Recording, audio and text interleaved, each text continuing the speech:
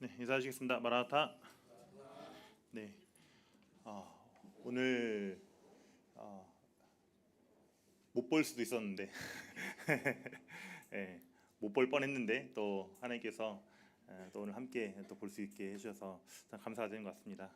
예, 다들 아시겠지만 이제 저희 자매가 이제 예정일이 이제 3일 남았어요. 3일 남았는데 원래 첫째나 둘째나 다 일찍 태어났거든요. 첫째는 열흘 일찍 태어났고 둘째는 6일 일찍 태어나서 셋째도 좀 빨리 태어나겠다 싶었는데 아직까지 소식이 없어가지고 이게 참 이 사람이 아무리 계획하고 또 이 저희는 딱 지난주에 딱 태어날 거라 생각을 하고 말씀 준비해야 되나 말아야 되나 좀 생각도 많이 하고 있었는데 또 하나님께서 가장 좋은 때에 또 주시는 분이시기 때문에 또 더 좋은 때가 있어서 아마 주시는 것이 아닌가 생각이 들어서 또 오늘 또 함께 이렇게 할 수 있어서 또 감사가 되었던 것 같습니다.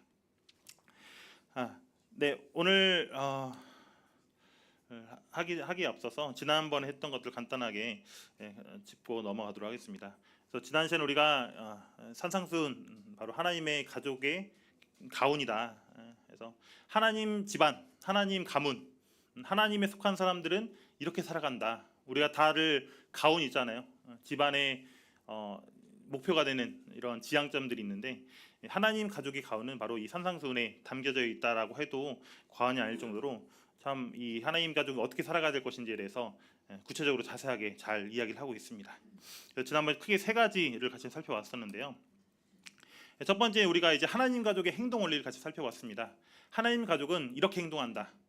그리고 이런 기준으로 행동한다라고 해서 우리가 세 가지를 했었는데 첫 번째 바로 이 하나님 아버지를 본받는 원리입니다. 그래서 우리가 가족들은 결국 본받잖아요. 가족들은 서로가 보고 듣고 함께하기 때문에 서로가 서로를 닮아갈 수밖에 없는데 특히나 이제 이 우리가 하나님의 가족이 된 이후로부터 우리는 하나님 아버지를 닮아가게 되고 또 닮아가야 하는 삶을 살아가게 됩니다. 그래서 우리 주 예수님께서도 아버지께서 온전하신 것처럼 너희들도 뭐하라? 온전하라 라고 명령하고 계십니다. 그리고 그 온전하는 것은 우리가 우리의 원수를 사랑하고 또 우리를 박해한 자를 위해서 기도할 수 있는 이런 수준까지는 우리가 돼야지 하나님 가족이다라고 할 수 있다라는 이 행동 원리를 제시하고 있습니다. 실제로 우리 주 예수님께서도 이렇게 하셨죠. 자기의 원수, 십자가에 못 박는 그 원수를 사랑하셨고 또 그 박해한 자를 위해서 기도하신 우리 주 예수님의 그 모범을 또 생각해 보게 됩니다. 두 번째는 이 하나님의 가족은 바로 이 하나님 아버지를 영화롭게 한다는 겁니다. 영화롭게 한다는 게 무슨 말일까요? 하나님께 영광을 돌려드린다, 하나님을 높여드린다를 의미합니다. 그래서 우리가 하나님의 가족이라면은 우리 아버지이신 우리 집안의 가장이신 우리 하나님을 높여드려야 됩니다. 그리고 가장 영광스러울 수 있게 우리가 살아가야 되는데 이 영화롭게 한다는 것은 물론 우리가 하나님을 영화롭게 하는 것도 있지만은 누구를 통해서 영화롭게 하라고요? 우리의 주변에 있는 사람들이 우리만 하나님을 영화롭게 하는 것이 아니라 내 주변에 있는 사람들이 뭘 보고 나의 착한 행실을 보고 나의 선한 행실을 보고 하늘에 계신 하나님 아버지께 영광을 돌리게 해라. 나 혼자만 영광을 돌리는 것이 아니라 내 주변에 있는 사람들이 정말 하나님 정말 대단하신 분이시다. 너희 아버지 정말로 훌륭하신 분이시다. 정말 대단한 분이다라고 칭찬하고 경유하고 높여드릴 수 있게 우리가 해야 된다라고 하는 겁니다. 그렇게 우리가 이렇게 삶을 살아가게 될 때 우리의 복음도 힘있게 전해질 수 있게 되는 것이고 또 우리의 목적이 뭐예요? 사람들이 천국 티켓 나눠주는 것이 목표가 아니라 바로 모든 사람들이 가능한 많은 사람들이 하나님 앞에 모여서 하나님을 높여드리고 영광 돌려드리는 것, 예배드리는 삶을 살게 하는 것, 이것이 우리의 가장 이 지상 사명이라는 것을 우리가 생각해 보게 됩니다. 그리고 마지막으로 세 번째는 바로 하나님 아버지를 기쁘시게 하는 원리입니다. 우리는 어떤 행동들을 하게 될 때 사람들에게 보이려고 사람들의 시선을 의식해서 우리가 행동을 하는 것이 아니라 정말 우리를 보고 계시고 우리를 가장 잘 아시고 우리 가까이 계시는 하나님을 위해서 하나님 아버지의 보시기에 우리가 영광을 돌리는 삶을 우리가 살아가야 될 것입니다. 그래서 우리가 가장 주목해야 될 부분, 우리가 정말로 아무리 많은 훌륭한 일들을 한다 할지라도 정말 이것이 하나님께서 기뻐하시는지 우리는 항상 하나님께 물어보고 우리가 행동해야 될 것입니다. 또 이제 우리가 이 하나님 가족의 가운 상산손을 보면서 하나님 가족은 또 이렇게 기도한다라고 이제 두 가지를 같이 이야기했습니다. 그래서 마태복음 6장 7절 8절 보시면 아시겠지만은 중언부언하지 말라. 말을 굳이 많이 할 필요가 없다. 왜요? 우리가 자식들이 아버지한테 이거 사달라고 하면서 이것저것 조목조목 근거를 달아서 얘기해요? 아니죠. 왜요? 아빠는 이미 이 자식이 뭐가 필요한지를 알고 계시니까요. 그러니까 우리는 굳이 우리가 뭐가 필요하신지 대해서 우리가 물론 그걸 잘 모르는 아버지라면 우리가 설명해야 되겠지만은 우리 아버지는 그 모든 것들 다 알고 있다는 겁니다. 그러니까 우리는 말을 많이 할 필요가 있어요? 없어요? 없어요. 정말 필요하면은 즉각적으로 이거 필요합니다라고 우리는 얘기할 수 있습니다. 그 이유는 하나님께서 아시기 때문에. 그리고 또 우리가 이 기도할 때 우리가 특히나 우리가 좀 잘 안 되는 부분 중에 하나가 있는데 바로 자유롭고 담대하게 해야 된다. 우리가 기도가 너무나 내 생각에 맞춰서 내 선입견 또 내 그 기준치에 한정지어서 우리가 기도하고 있지는 않는가. 우리는 정말 우리가 뭐 100원이 필요하다면 우리는 딱 100원만 구하잖아요. 근데 우리 하나님께서 원하시는 거는 그것보다 더 큰 능력을 하나님께서 충분히 갖고 계시거든요. 우리는 그 이상을 우리가 구할 수 있어요, 없어요? 구할 수 있어요. 그리고 그거를 하나님께서 들으시고 그걸 그대로 주실지 그리고 그렇게 하지 않으실지 하나님께서 결정하신 겁니다. 우리는 언제든지 얼마든지 우리 얼마만큼이든지 우리는 더 큰 것들 그리고 내가 필요한 것들 그리고 내가 내 생각보다 더 큰 것들을 우리가 하나님 앞에 구할 수 있고 그것도 이런 것들은 우리가 담대하게 이것도 주시면 안 돼 우리가 우물쭈물 하면서 할 것이 아니라 우리가 담대하게 우리 하나님께 구할 수 있다는 겁니다. 그럴 때 우리가 하나님께서는 그 하나님의 어떠하심을 더욱더 높여드릴 수 있는 또 하나님의 그 어떠하심을 우리가 더 경험할 수 있는 기회가 될 것입니다. 그리고 이제 마지막으로 이 하나님의 가족들은 바로 믿음의 삶을 선택합니다.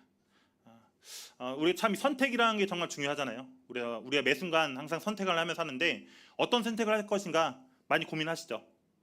근데 우리가 그 선택하는 것 중에서 우리가 생각해야 될 것들은 정말 이것이 정말 믿음의 삶인지 또 믿음의 선택인지 우리가 항상 고민할 필요가 있을 것입니다.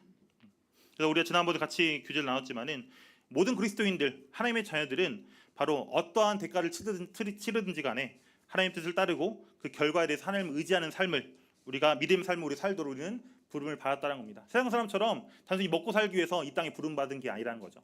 단순히 여기서 현상 유지하려고 살아가는 것이 아니라 정말로 하나님의 뜻을 이 땅에서 이루기 위해서 또 하나님의 어떠하심을 더욱더 경험하기 위해서 우리는 이 땅에 살아가고 있습니다. 그래서 우리는 그렇게 해서 우리가 뭐가 필요할 수 있어요? 우리에게 대가를 치러야 될 준비를 우리는 하고 있어야 되는 겁니다. 지금 당장 우리가 믿음의 삶이 살지 못한다 할지라도 또 우리 언젠가 하나님께서 그렇게 말씀하실 때 기꺼이 우리는 그 믿음의 삶을 선택할 수 있게 우리는 준비하고 또 준비되어져 있어야 된다는 겁니다. 그래요. 그러면서 참 이런 삶이 쉽지 않기 때문에 예수님께서는 다들 아시겠지만 공중의 새와 들의 백합화를 봐라. 이것들도 다 하나님께서 먹이시고 입히시는데 이 하나님께서 바로 너희들의 아버지다. 아버지가 과연 너희를 가만 놔두겠느냐를 하나님께서는 다시 기억하게 하시고 상기시키고 계십니다. 또 우리는 이 하나님의 가족은 정말 이렇게 믿음의 삶을 선택하는 자들이 바로 하나님의 가족이다. 이걸 우리가 기억하시면서 우리가 지난 시간에 같이 한번 교제를 나누었습니다. 오늘은 이제 총 이제 이 하나님의 자녀에 대해서 총 3가지를 준비했었는데 마지막 이 시간입니다. 오늘은 이제 이 하나님의 자녀됨에서도 특히 양자됨. 양자됨이 뭘까요? 양자됨. 우리는 하나님의 친아들일까요? 양아들일까요? 양아들이죠. 물론 우리 하나님의 성상대로 지음을 받았지만은 우리는 원래 누구의 자녀였어요? 마귀의 자식이었죠. 마귀의 자녀였죠.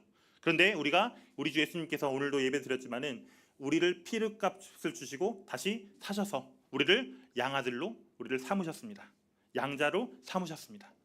그런 이 양자됨을 우리가 통해서 우리가 하나님을 아버지라 우리가 부르고 있는데 이걸 통해서 우리가 한번 5가지를 정도를 같이 살펴보면서 우리 양자됨이 얼마나 귀하고 또 우리 삶에 가치 있는 이 진리인지를 같이 한번 살펴보도록 하겠습니다. 첫 번째 우리의 양자됨은 바로 이 하나님의 사랑의 위대함을 알 수 있는 중요한 근거가 됩니다. 신약에서 이 하나님의 사랑을 여러 가지를 가지고 표현하고 있는데 하나님의 사랑이 얼만큼이냐라고 했을 때 2가지 정도를 우리가 생각해 볼 수가 있습니다. 성도님들 부모님들께서 자식들한테 물어본 적 있으시죠? 아빠 얼마만큼 사랑해 하면 어떻게 얘기해요? 네, 하늘만큼 땅만큼 이만큼 자기 벌릴 수 있을 만큼 크게 이렇게 이야기해서 얘기하죠, 그렇죠?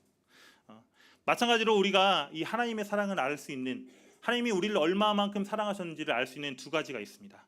첫 번째가 바로 뭘까요? 첫 번째가 바로 다들 아시겠지만은 십자가입니다. 로마서 5장 8절. 우리가 아직 죄인 되었을 때 그리스도께서 우리를 위하여 죽으심으로 하나님께서 우리에 대한 자기의 사랑을 확증하셨다. 예수님께서 우리가 죄인 되었을 때 우리를 위해 죽으셨다. 이 십자가에서 죽으심으로 말미암아 하나님께서 우리를 얼마만큼 사랑하시는지, 자기의 그 외아들을 십자가에 못 박히실 만큼 우리를 사랑하셨다라고 성경은 표현하고 있습니다. 그리고 요한일서 4장 10절에도 사랑은 여기 있으니 우리가 하나님을 사랑한 것이 아니요 하나님 우리를 사랑하사 우리 죄를 속하게 하여 화목제물로 그 아들을 보내셨다.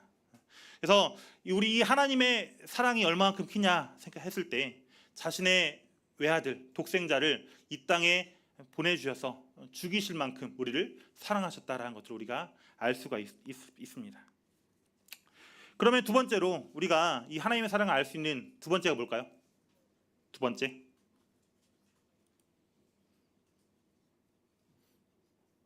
바로 오늘 주제에 있었던 바로 이 양자됨입니다. 양자됨. 네. 요한일서 3장 1절 같이 말씀을 같이 보실까요? 요한일서 3장 1절입니다. 요한일서 3장 1절.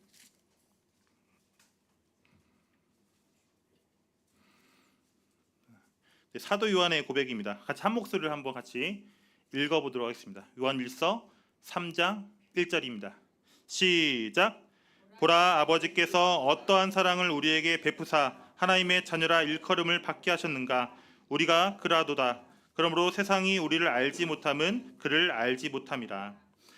보라라고 하는, 보라, 아버지께서 어떠한 사랑을 우리에게 베푸셨는지, 얼마만큼 우리를 사랑하셨는지를 봐라. 뭘 보라는 거예요?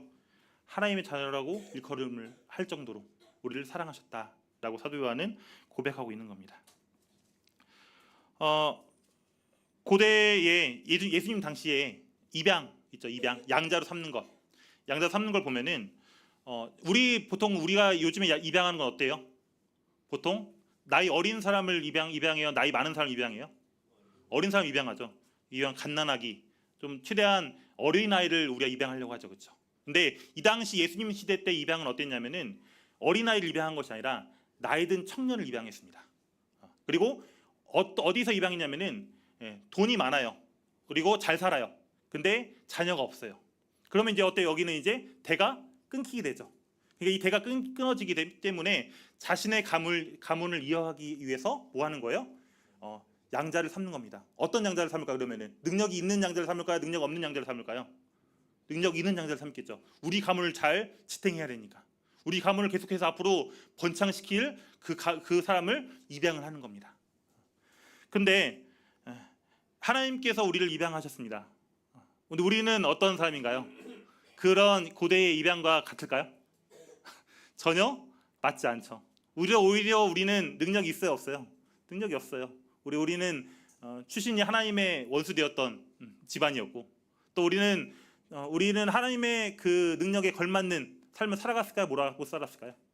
살아가지 못했죠. 그런 사람을 하나님께서는 우리를 양자로 삼아주셨다는 겁니다. 세상과 정반대의 모습들을 볼 수가 있는데, 하나님께서는 양자로 삼을 필요가 있었을까요? 없었을까요? 하나님께서 아들이 없었을까요? 있었죠. 누가 있었어요? 예수님이 아들이 있었잖아요. 굳이 아들로 삼을 필요가 없어요. 그러면 하나님께서는 왜 이 양자로 우리를 삼으셨을까요? 왜? 불쌍해서? 하나님께서 우리를 양자로 삼아야 될 의무가 있을까 없을까요? 그럴 필요가 있어요, 없어요? 그럴 필요가 없어요. 우리가 입양하는 거 우리가 꼭 해야 되니까 입양해요? 아니잖아요. 우리가 하고 싶으니까 하는 거잖아요. 마찬가지로 하나님께서도 우리를 입양하신 하신 것에 대해서 그렇게 해야 될 의무가 있었던 것이 아니라 하나님께서 그렇게 하시기로 선택했기 때문에 우리를 입양하신 겁니다. 우리를 양자로 삼으셨다는 겁니다. 그래서 우리는 이 하나님의 양자로 삼은 걸 보게 될 때 나의 어떠함이 중요해요, 안 중요해요? 중요하지 않아요. 누구의 선택이 중요한 거예요?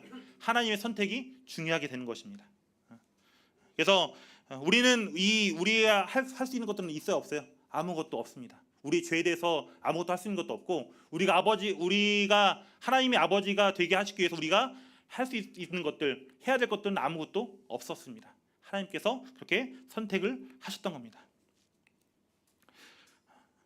근데 이제 이 양자됨을 보면은, 하나님의 양자됨 또 인간의 양자됨을 같이 보면은, 이 양자된 사람에 대해서 어때요?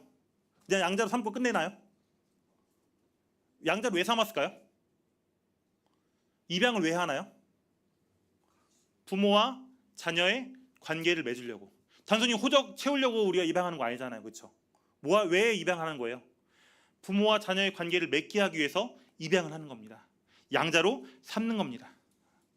그래서 이제 하나님께서는 우리를 자녀로 삼는 것뿐만 아니라 뭐 하게 하실까요? 이제 아버지 하나님과 자녀인 우리가 서로 뭐 할 수 있게, 부모와 자녀 관계를 맺어갈 수 있게 계속해서 일을 하신다는 겁니다.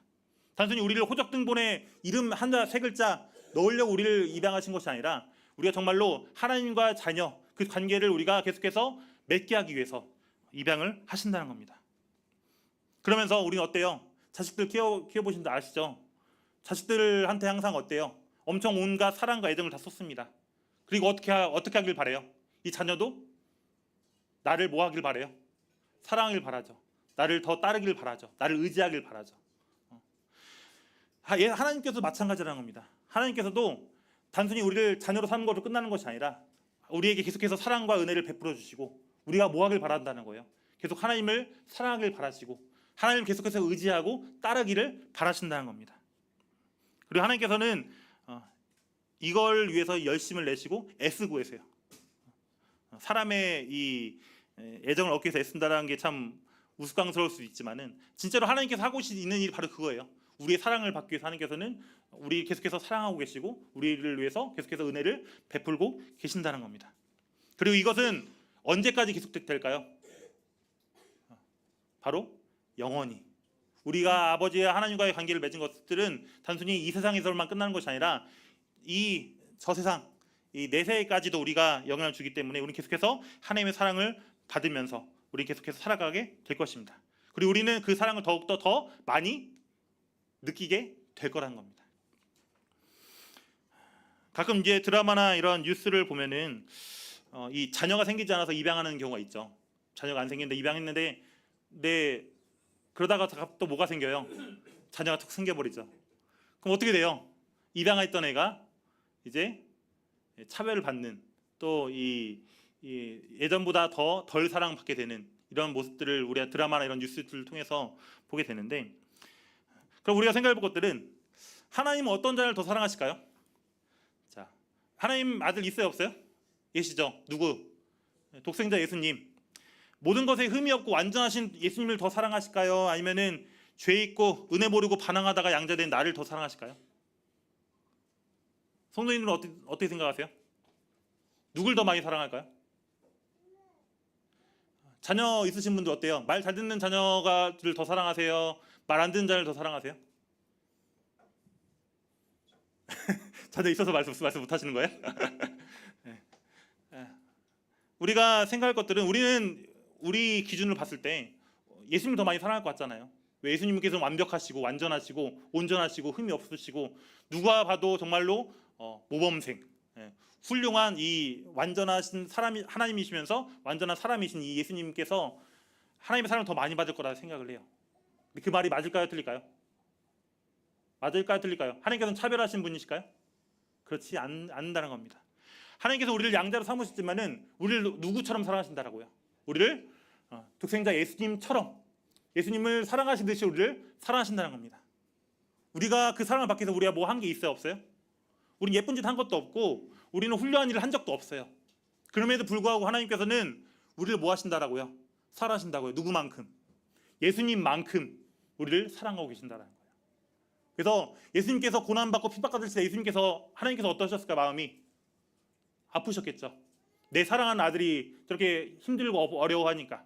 마찬가지로 우리도 힘들고 어려워하는, 고난받게 되는 그 순간에 하나님께서는 어떤 마음을 갖고 계실까요? 아유, 말 안 듣더니 쌤통이다, 이렇게 생각하실까요? 그게 아니라 예수님께서 받으셨던 그 고난처럼 우리도 그 고난을 받게 될 때 우리도 하나님께서는 똑같은 마음으로 우리를 바라보시고 사랑하신다는 겁니다. 이 사랑은 우리의 어떠함이 중요한 것이 아니라 하나님께서 이렇게 예수님만큼 우리를 사랑하셨다고 선택했기 때문에 계속해서 우리에게 이어지고 있다는 겁니다. 그래서 이 요한일서 3장 1절을 통해서 보라, 하나님의 사랑이 어떠한 사랑인지 한번 보라 라고 지금 이 말씀을 통해서 강건하고 있다는 겁니다. 그래서 이 하나님의 아들 됐다라는 것은 정말로 이 하나님의 사랑이 얼마나 위대한지를 우리가 알 수 있는 중요한 근거가 됩니다. 네, 두 번째로 우리의 양자됨은 바로 그리스도인의 소망의 영광을 우리에게 보여줍니다.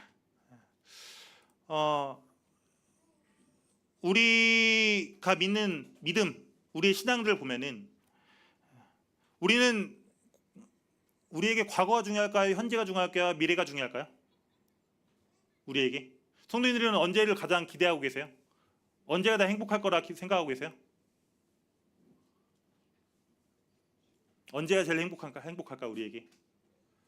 지금 제일 행복하세요? 네.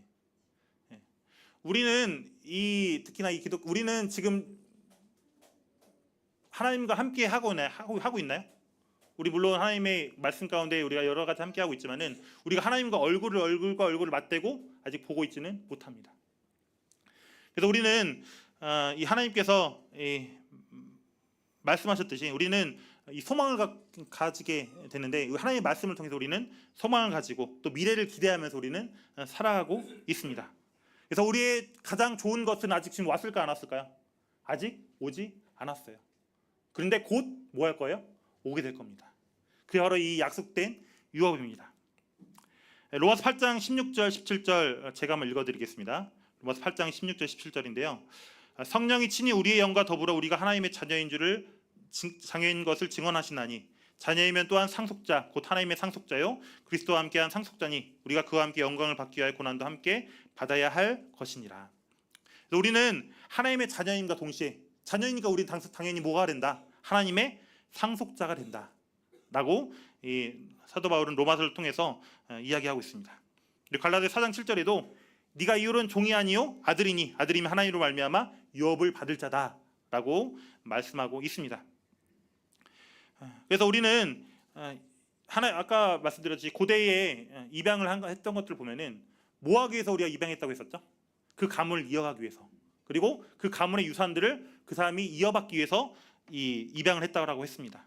마찬가지로 우리도 이 하나님의 유업을 물려받을 자로 우리가 선택을 받았고 또 그 유업을 앞으로 받게 될 것이라는 사실입니다.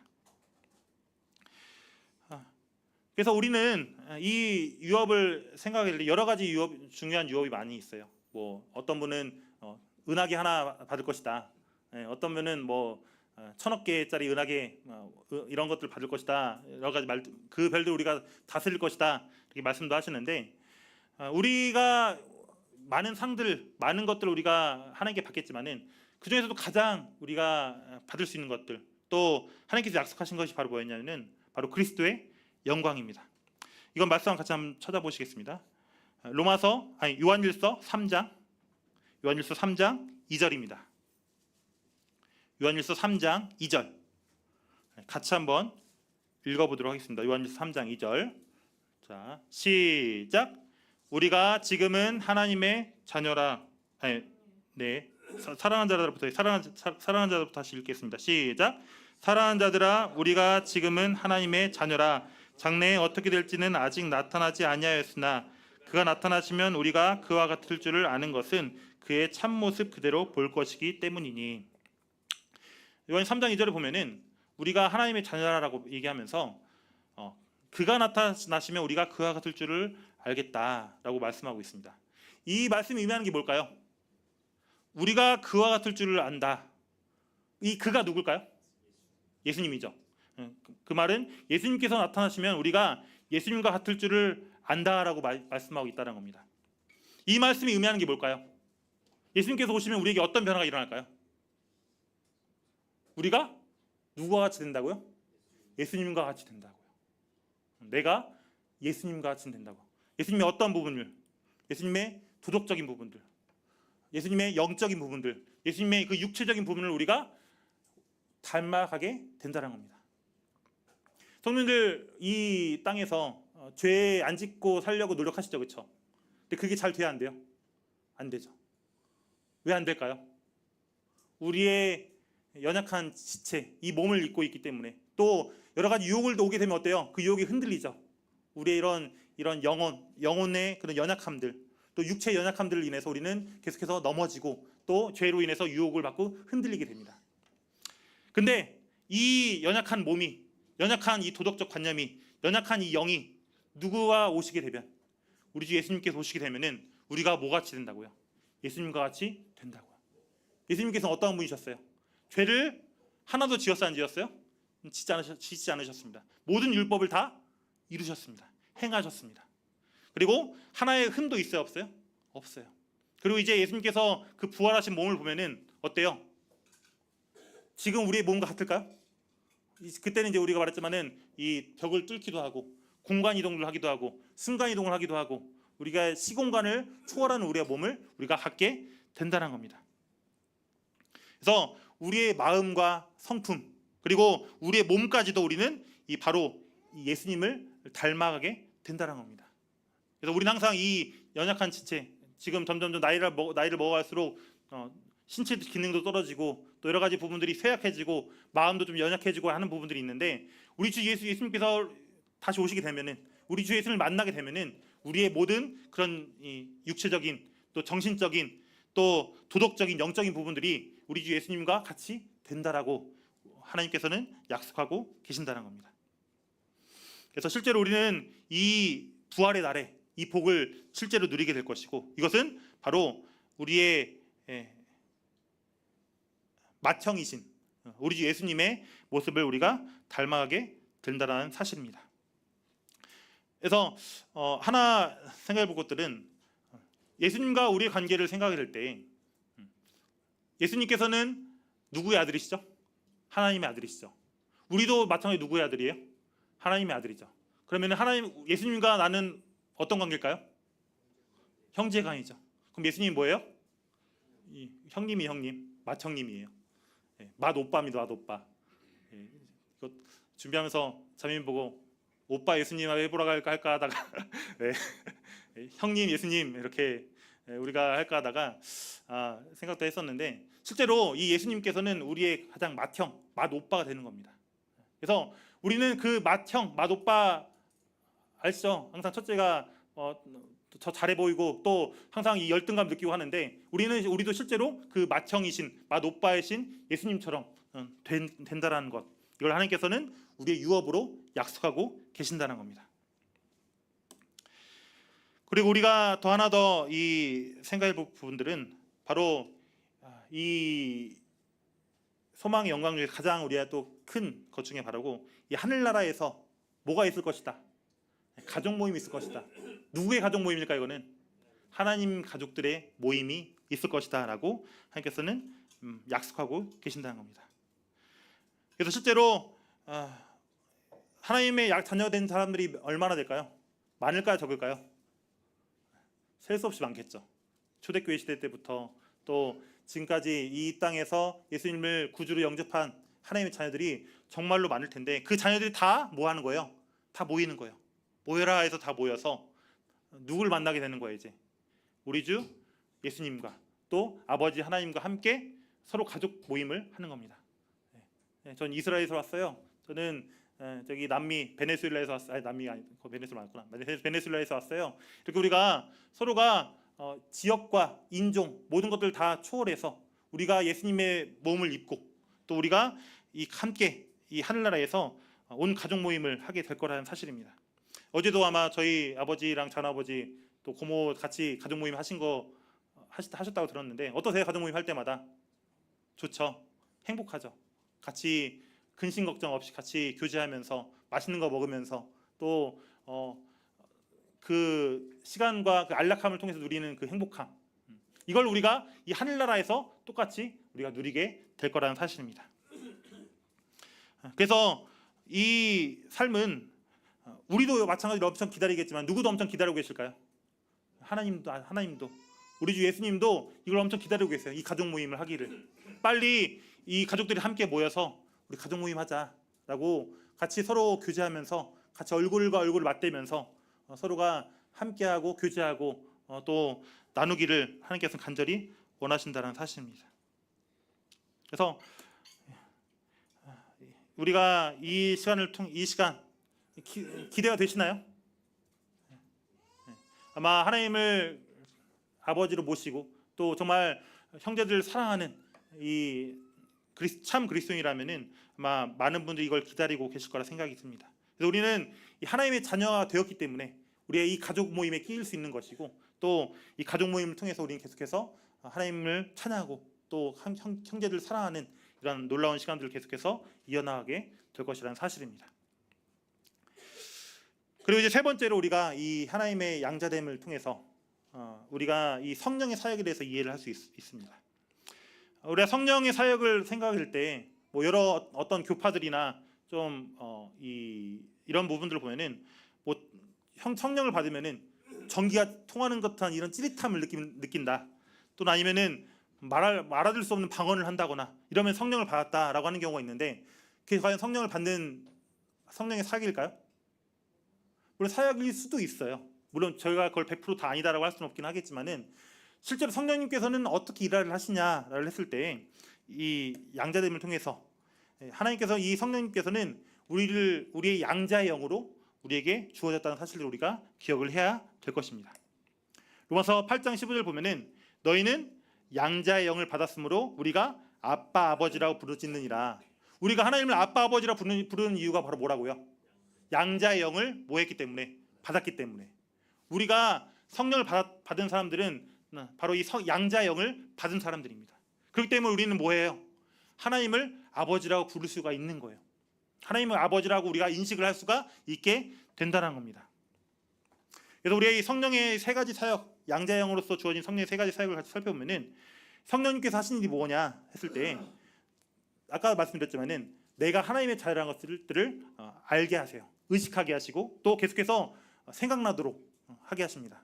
내가 힘들고 어려운 일이 있더라도 나 하나님의 자녀지. 또 내가 죄의 유혹에 빠진다 할지라도 나 하나님의 자녀지. 이걸 계속해서 생각나게 하셔서 그 죄의 유혹을 또 그런 것들을 이기게 하나님께서는 하신다는 겁니다. 그리고 이 성령님께서는 이제는 누구의 힘으로 살아가는 거예요? 내 힘으로 살아가는 거야? 아니에요. 내 힘으로 살아가는 것이 아니라 누구의 힘으로? 하나님 아버지를 의지하는 하나님의 능력으로 우리가 살아가게 되는 겁니다. 그래서 이것은 바로 정말 훌륭하시고 위대하시고 우리를 사랑하시는 이런 하나님을 존경하는 마음으로 또 우리는 그 하나님께 언제든지 담대하게 나아갈 수가 있겠죠. 그리고 우리는 그분을 배신하지 않으시고 포기하지 않으시기 때문에 우리는 계속해서 무한히 신뢰할 수 있는 겁니다. 그래서 이 신뢰로 말미암아 우리가 하나님 아버지를 의지하게 하는 것, 이걸 바로 성령님께서 하신다는 겁니다. 마지막으로 같이 한번 읽어보겠습니다. 마지막 3번은 시작. 가족끼리 닮았다는 것을 보여주고 가족을 사랑하며 가족의 명예를 유지하고 왕의 자녀의 지위에 걸맞게 행동하도록 촉구하신다. 네. 세 번째는 여러 가지 것들이 많이 포함되어 있는데 성령님께서는 양자영이라고 했잖아요. 양자영이기 때문에 일단은 가족들끼리는 서로 어때요? 서로 닮았죠. 그러니까 우리는 누구를 닮을 수밖에 없는 거예요.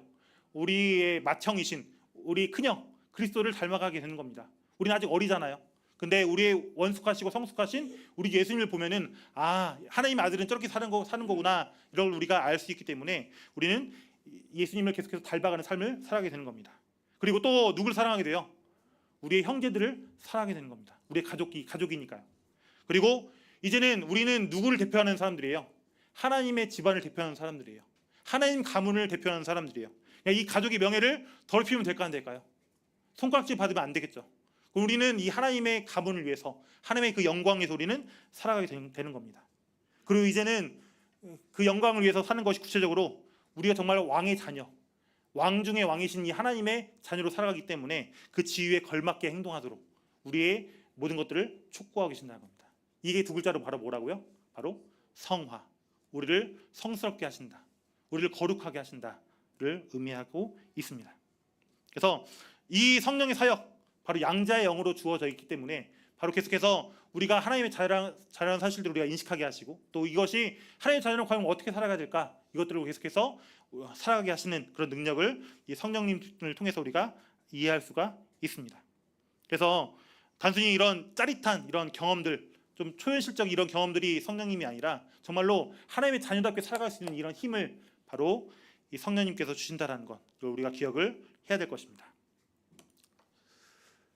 그럼 이제 네 번째로 우리가 이제 이 복음적 거룩함의 의미와 동기를 바로 이 양자됨을 통해서 느낄 수 있는데요. 거룩 알고 계시죠? 거룩이 뭘까요?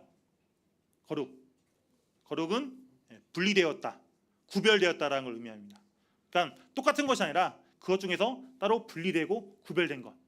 그래서 하나님께서는 어때요? 사람과 같아요, 달라요? 사람과 구별되신 분이시죠. 사람과 차원이 다르신 분이시죠. 그러니까 하나님께서는 이 거룩함을 나타내고 있는데, 하나님께서는 또 우리에게도 거룩하라고 말씀하고 계십니다.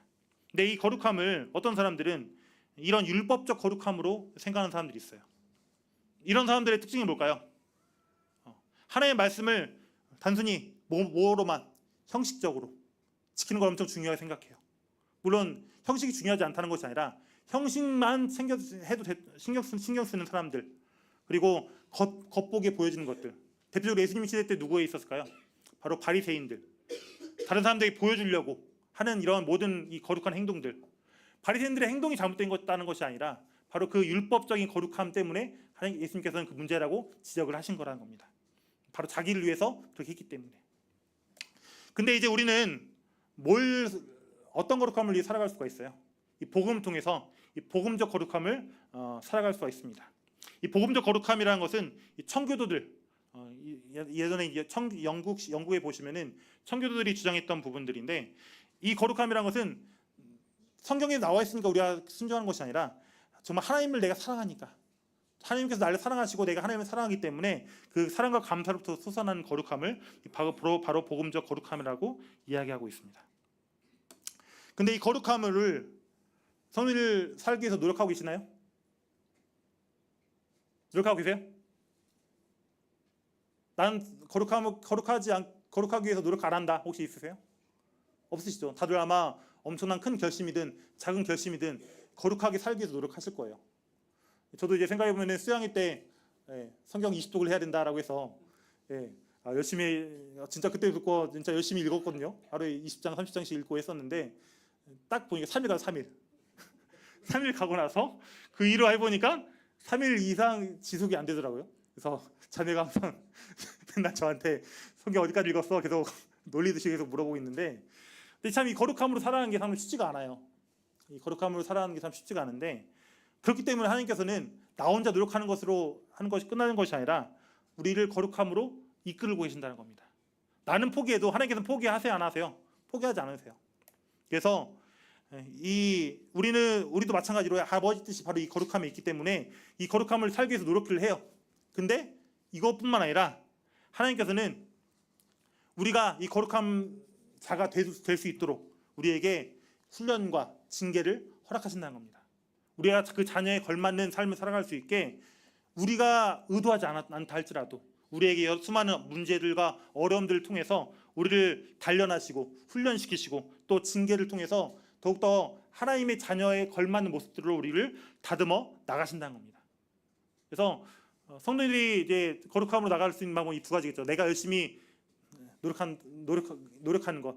근데 그렇게 하지 않아도 하나님께서는 이 거룩함을 이끄시기 위해서 우리를 더 연단하실 텐데, 개인적으로 지혜로운 방법들은 하나님께서 치시기 전에 스스로가 우리가 겸손하게 하는 게 중요한데, 그렇지 않는다 할지라도 하나님께서는 우리를 포기하지 않으시고 계속해서 거룩함으로 몰고 가실 거라는 사실입니다. 그래서 우리는 이 거룩한 삶을 왜 살아가야 될 것인가, 우리는 항상 고민을 할 필요가 있습니다. 뭐 소극적인 이유는 이런 것들이 있겠죠.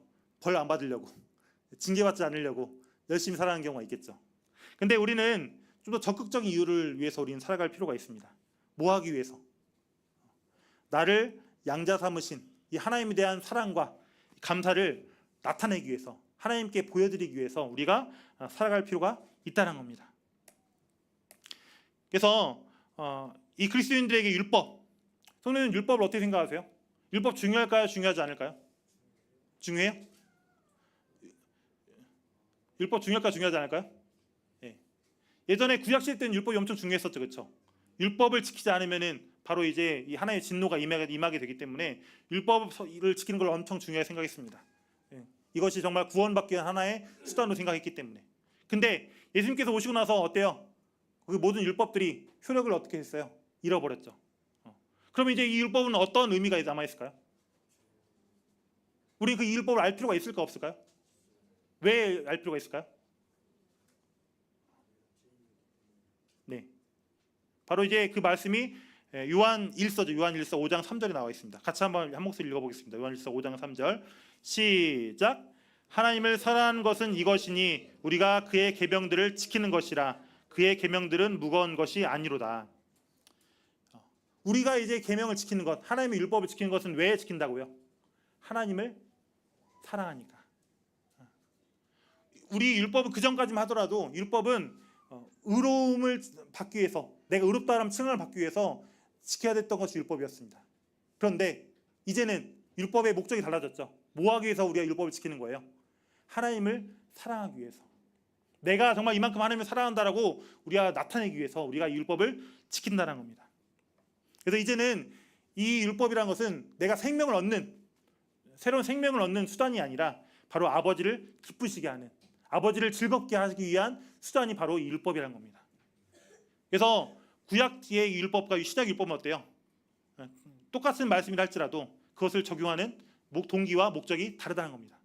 그래서 이제는 우리가 하나님을 기쁘시게 하기 위해서, 하나님을 즐겁게 하기 위해서 우리는 계속해서 율법을 지켜나가야 된다는 사실입니다. 그리고 이제 우리가 이 거룩함을 생각할 때 또 생각할 것들이 바로 이 죄죠, 죄. 그리스도인들이 죄를 지으면 어떻게 해야 할까요? 지옥 갈까요? 지옥 가진 않죠. 한번 하나님의 자녀가 된 사람들은 지옥에 가진 않죠. 근데 뭐가 문제가 생길까요? 우리의 의롭다 하심이나 하나님의 자녀가 무효화, 취소되진 않지만은 뭐가 문제가 생겨요? 하나님과 아버지와의 교제가 불편하게, 이 어려움을 겪게 되는 겁니다. 성도님들, 하나님 아버지와의 교제가 손상되는 거 크다고 생각하세요? 작다고 생각하세요? 아마 이것들은 경험해 보신 분들 아실 거예요. 아마 하나님과의 그 교제가 단절되는 그 느낌, 내가 아무리 말을 해도 하나님과 닿지 못한다고 생각하는 그 느낌, 또 이 하나님과의 그 친밀한 교제가 이어나가지 못한다는 그 느낌은 참 이 경험해보지 않은 사람들 아마 잘 모를 거라 생각이 듭니다. 그래서 이 아버지와의 교제가 정말 이 손상되기 때문에 우리는 이 죄를 멀리해야 되는 겁니다. 그리고 혹시나 죄를 지었다면 우리는 어떻게 될까요? 우리 허물을 고백하고 아버지께 용서를 구해야 될 것입니다. 그럼 하나님께서 뭐 하세요? 바로 용서하시죠. 왜요? 우리의 아버지니까. 이제는 심판자, 재판관이 아니라 우리 아버지니까. 아버지는 어때요? 항상 우리를 받아주시죠. 그래서 우리는 이 거룩함을 계속해서 유지하기 위해서 우리는 계속해서 아버지 하나님께 나아가야 되고 우리의 죄를 고백하고 살아가야 될 것이라는 사실입니다.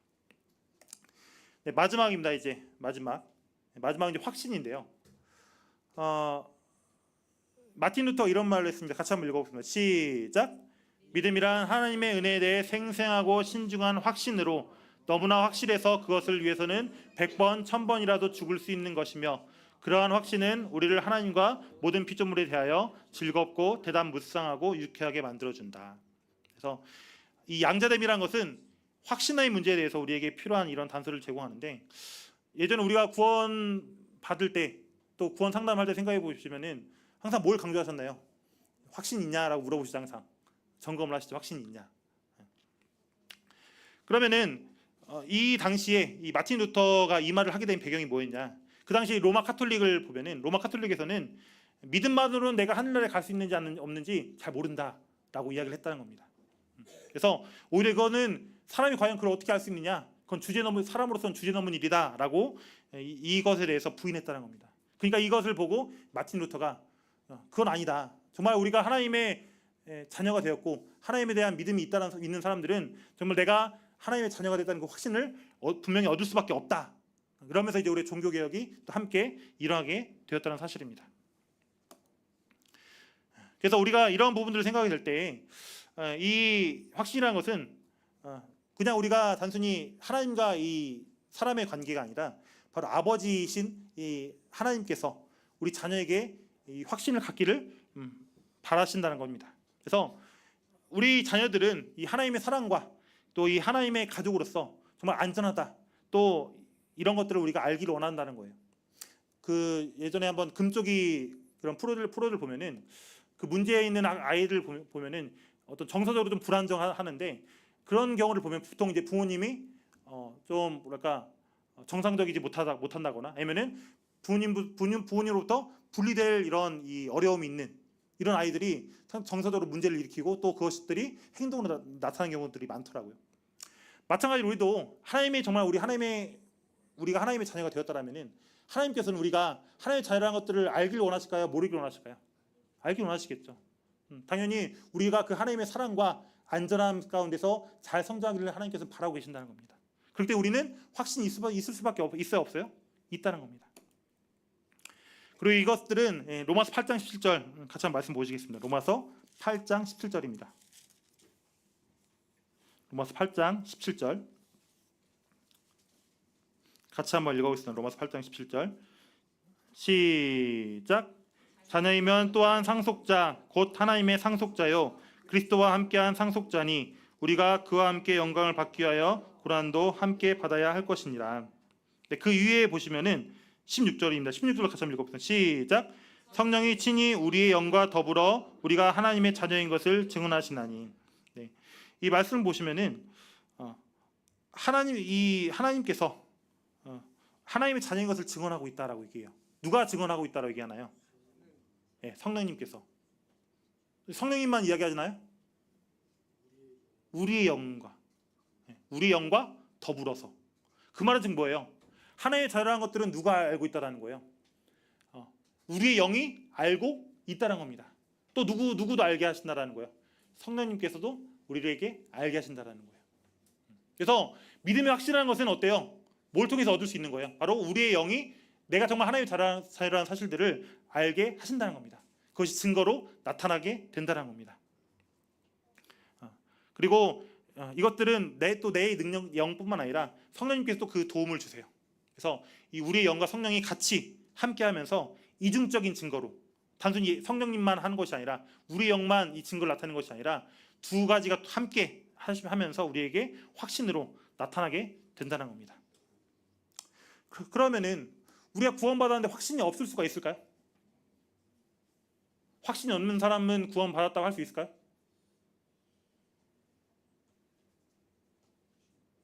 많은 어떤 이 구원에 대해서 고민하고 있는 학생들 아니면은 구도자들이 난 아직 확신이 없어요라고 하면서 주저주저하는 경우가 있어요. 그건 왜 그럴까요? 구원을 안 받아서 그런 걸까요? 뭐 구원을 안 받아서 그럴 수도 있어요. 근데 무엇이 문제일까요? 결국 이제 이거예요. 결국에는 아까 전에 말씀드렸지만은 우리가 이 하나님의 자녀라는 확신을 얻는 것은 누구를 통해서 가능하다고요? 우리의 영과 성령을 통해서. 근데 우리의 성령님께서 우리 죄로 인해서 어때요? 슬퍼하시게 되면 성령님께서 충만할 수 있을까 없을까요? 없게 되겠죠. 그러니까 우리 영과 성령이 같이 우리가 하나님의 자녀라는 확신을 줘야 되는데 성령님께서 우리의 죄로 말미암아 소멸되고 없어지게 되면 어때요? 우리 영만이 남게 되는 거예요. 우리 영만 남게 되면 어때요? 내가 구원 받은 건가 만 건가를 갈팡질팡하는 이런 상태가 될 수가 있다는 겁니다. 그래서 우리가 이 확신이라는 것들은 구원 받았음에도 확신이 없을 수가 있긴 있어요. 근데 그건 왜 문제가 되느냐? 구원 받지 않은 것이 있을 수도 있겠지만은 바로 우리의 죄로 말미암아 우리가 전심을 다해서 하나님을 찾지 않고 있기 때문에, 간절하지 않고 있기 때문에 우리가 이 하나님께서 이 확신을 조금 더 늦게 보류해서 주신 것일 수도 있겠다라고 생각이 들게 됩니다. 그래서 우리는 이 확신을 이라는 것도 구원을 받으면 당연히 물론 우리는 오는 거라 생각하지만은 우리의 성도들도 그렇잖아요. 우리가 말씀도 잘 읽고 모임 참석도 잘하고 하면은 정말 내가 잘 사는 것 같은데 또 내가 맨날 죄 짓고 또 맨날 하나님의 말씀도 잘 안 듣고 하면 어때요? 내가 하나님의 자녀가 맞나 이런 생각이 들잖아요. 이거는 구원 받고 나서뿐만 아니라 우리 신앙생활도 마찬가지예요. 그래서 우리는 계속해서 성령을 소멸하지 않도록 우리가 주의해야 되겠고 계속해서 하나님을 간절히 찾는 우리 삶이 되어야 될 것입니다.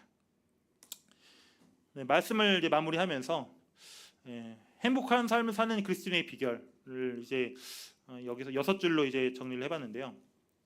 같이 이거 한 번씩 읽어보도록 하겠습니다. 첫 번째 읽겠습니다. 시작. 나는 하나님의 자녀다. 하나님이 나의 아버지다. 하늘나라가 나의 집이다. 나는 매일 거기에 가까이 간다. 나의 구세주는 나의 형제다. 모든 그리스도인 역시 나의 형제다. 우리가 행복한 삶을 살기 위해서는 성도들 아시겠지만은 내가 어떤 일을 하면서 내가 행복을 느끼나요? 그것도 물론 행복을 느낄 수 있지만은 그건 오래가지 않아요. 결국에 중요한 것들은 뭐냐면은 과연 나는 어떠한 사람이냐를 우리가 아는 것이 중요하다는 겁니다. 나의 정체성은 무엇인지, 나의 본질은 무엇인지를 우리가 항상 기억하며 살아가야 된다는 겁니다. 그래서 우리는 항상 내가 하나님의 자녀라는 사실들을 생각하고 하나님 나의 아버지라는 사실을 우리는 인식하고 살아가야 된다는 겁니다. 그리고 이 땅이 내 집이 아니라 어디가 내 집이라고요? 하늘나라가 내 집이다라고. 그리고 나는 매일 한 발자국씩 어디를 가고 있어요? 거기에 지금 가고 있는 거랍니다. 빨리 가고 싶으세요? 천천히 가고 싶으세요? 고민되시나요? 네. 다들 아마 이거는 빨리 보고 싶으시면 빨리 갈 거라 생각이 들고, 또 우리가 생각할 부분들은 나의 구세주는 또 나의 형제다. 우리 주 예수님께서도 마찬가지로 나의 형제라는 겁니다. 그리고 우리의 옆에 있는 모든 그리스도인들도 마찬가지로 우리의 형제다라는 거. 우리 귀하신 우리 주 예수님께서 나의 형제를 삼으신 것처럼 우리도 우리 옆에 있는 이 형제들을 우리가 귀하게 여기고 또 서로 사랑해야 된다는 것. 우리가 이것들을 우리가 단순히 아는 것으로 끝나는 것이 아니라 실제로 우리의 삶에 나타나게 될 때, 확신을 가지고 우리가 살아가게 될 때, 우리는 정말로 아직 천국에 임하진 않았지만은 정말로 이 땅에서 아직 천국을 맛보진 않았지만은 천국을 맛보는 이런 삶을 살아갈 수 있지 않을까 생각이 듭니다. 그래서 아침에 일어나시면서 또 우리가 잠자리에 들기 전에 또 우리가 시간이 남을 때 나는 과연 어떤 사람일까를 한번 성도님이 생각해 보시고, 또 나는 얼마나 큰 축복을 받은 자인지, 얼마나 이 귀중한 선물을 받은 자인지를 우리가 늘 생각하시면서 우리가 이 행복한 삶을 살아가시기를 간절히 바랍니다. 그래서 우리는 이번 이 시간을 통해서 정말 이 하나님의 양자됨이 얼마나 중요한 것인지, 정말 하나님의 사랑의 위대함을 우리가 알 수 있고, 또 그리스도의 소망의 영광이 무엇인지 우리가 알 수 있고, 또 성령의 사역을 이해할 수 있게 되고, 또 복음적 거룩함의 의미와 동기를 우리가 알 수 있게 되고, 또 확신에 대해서 우리가 단서를 얻을 수 있는 이런 놀라운 사실들을 기억하시면서 계속해서 우리의 주신 이 하나님의 자녀됨 삶을 늘 묵상하시면서 살아가시길 바랍니다. 이상 마치겠습니다. 감사합니다.